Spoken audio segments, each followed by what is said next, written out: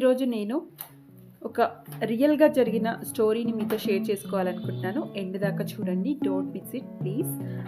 ఒక ప్రయోగశాలలో ఒక సైంటిస్ట్ తెల్ల ఎలుకల పైన ఎక్స్పెరిమెంట్స్ చేసేవాడు. ఆయన ఎక్స్పెరిమెంట్స్ అన్నీ ఫెయిల్ అవుతుండటంతో ఆ చిరాకులో కోపంతో ఒక సైకోలా బిహేవ్ చేస్తూ ఒక ఎలుకను తీసుకెళ్లి నీటితో నిండిన పాత్రలో వదిలేశాడు. పాపం ఆ ఎలుక ప్రాణాలు కాపాడుకోవడానికి ఎదడం మొదలుపెట్టింది. కానీ చుట్టూ ఎత్తైన గోడలు ఉండి బయటపడే మార్గం లేదని అర్థమైన ఆ ఎలుక అలసిపోయి ఒక పావు గంటలో నీటిలో మునిగి చనిపోయింది. ఇప్పుడు అతను మరో ఎలుకతో కూడా ప్రయోగం చేశాడు. అది కూడా ఒక పావు గంట అయ్యాక ఇక అలసిపోయి మునిగి చనిపోయే టైంకి అతడు వెంటనే దాన్ని బయటకు తీసి తడంతా తుడిచేసి కొద్దిసేపు విశ్రాంతినిచ్చాడు.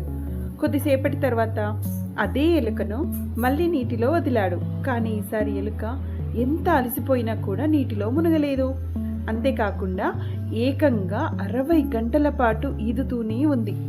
దానికి కొత్తగా శక్తి అయితే పెరగలేదు, కానీ మారింది ఒక్కటే, దాని ఆలోచన. మొదటిసారి మునిగిపోతున్నప్పుడు తనను కాపాడారు అని గుర్తుపెట్టుకుంది. కాస్త ఓపిక పడితే ఎవరో ఒకరు వస్తారు, నన్ను కాపాడుతారు అనే ఆశే దానికి 60 గంటల శక్తినిచ్చింది. ఇది నిజంగా రియల్గా 1950లో హోప్ ఎక్స్పెరిమెంట్ అనే ప్రయోగం ద్వారా చేశారు.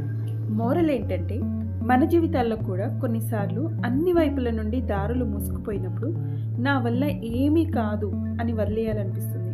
కానీ ఈ కథలో ఆ ఎలుకను 60 గంటలు నడిపించింది దాని శరీరం కాదు, దాని నమ్మకం. కాబట్టి ఒక విషయం గుర్తుపెట్టుకోండి, మనలో ఉండే లోపాలు, బలహీనతలు మనల్ని నడిపించవు. మనలో ఉండే నమ్మకమే మనల్ని నడిపిస్తుంది.